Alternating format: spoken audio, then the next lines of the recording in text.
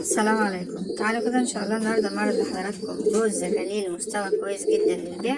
طبعا انا صورت الزغلول اللي هو البني ده الزغلول البني عشان يعني مش واضح قوي في الفيديو مع النتاية البيضة.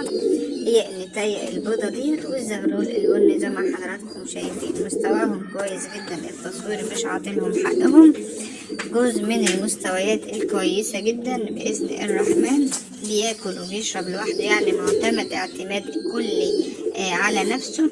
مستواه من المستويات الكويسة جدا للناس اللي بتدور على الحمام البيور. كمان ممكن حضرتك تاخده تهتم بيه من الصغر، تأكله كلفة كويسة، تديله أملاح معدنية، تأسيسه تأسيس صح لو حضرتك عاوز تعمل سلالة من أنواع الحمام الكنج البيور. ما شاء الله تبارك الرحمن. دي النتاية اللي هي البيضة والبني إن شاء الله الذكر بإذن الرحمن. طبعا ده بيكون مجرد التخمين او عشان الاهالي الذكر بني والنتاية البيضة، فبنبقى عندنا يعني او هو بيطلع دايما كده.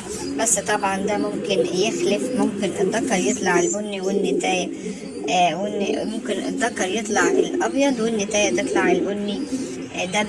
ده بيكون رزق محدش عارف بقى، بس يعني اللي طلع عندي قبل كده كانت النتاية ابيض والذكر كان بني، فانا اتكلمت بصراحة على الاساس ده.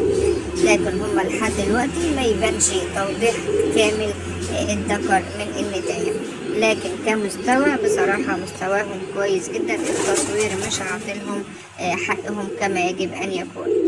ربنا يبارك ان شاء الله لصاحب النصيب. مستوى كويس جدا من افضل انواع الحمام الكنك. ربنا يبارك للبيع وكمان يبارك للمشتري.